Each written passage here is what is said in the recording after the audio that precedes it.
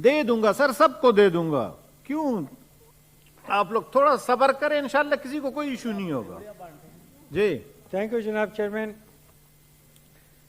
Sir, सदर मोहतरम की जो तकरीर थी वो बस एक तकरीर थी, फरसुदा और रिवायती जुमलों का मजमुआ जो हम बचपन से सुनते आ रहे हैं।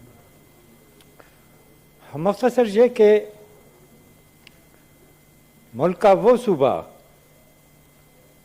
जिसके बारे में कहा जाता है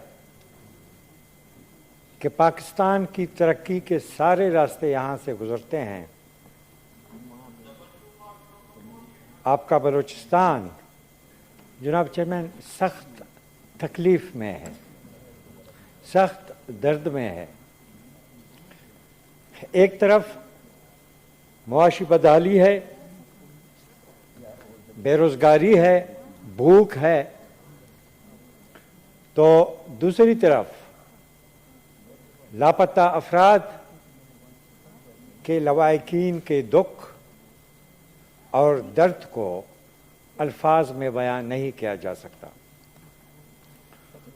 वज़ीर आज़म साहब ने इक़्तिदार संभालने के बाद गालिबन 23 अप्रैल को कोयटा में अपने दौरे के दौरान ये ऐलान किया कि जबरी गुमशुदगियों के मसले को बहुत जल्द हल किया जाएगा।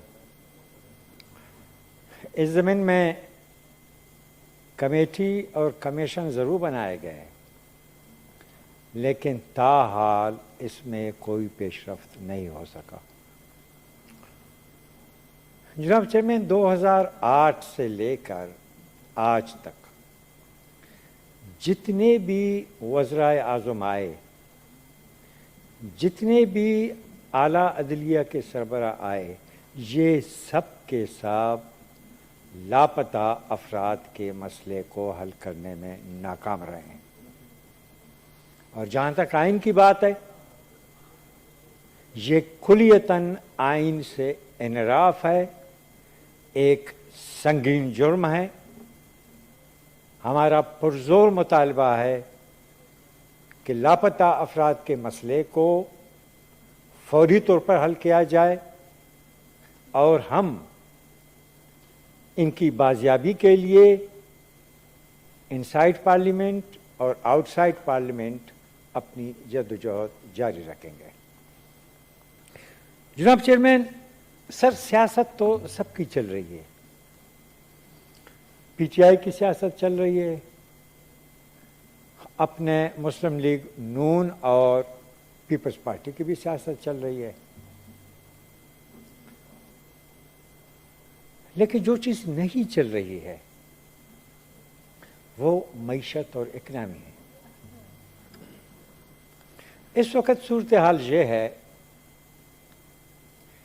कि बैरूनी कर्जे, गर्दिशी कर्जे अपनी बुलंद तरीन सतह तक पहुंच चुकी हैं। इसी तरह आपकी तरसीलात ज़र वो तेज़ी के साथ कम हो रहे हैं। करंट अकाउंट खसारा एक बहुत बड़ा मसला बन गया है। आपकी सनती पैदावार घट रही है, आपकी ज़राअत जमूद और सुस्त रवि का शिकार है। हर चीज़ महंगी हो गई है जनाब चेयरमैन, हर चीज़ महंगी हो गई है। अब तो जो आपका मुतवस्ता तबका है, आपका जो तनख्वाहदार तबका है, इनको भी महंगाई निगल रहा है। पाँव नंगे हैं बेनज़ीरों के और दिन पिरे हैं इस लंबी काबीना के वजीरों के। सिर्फ ये हो रहा है।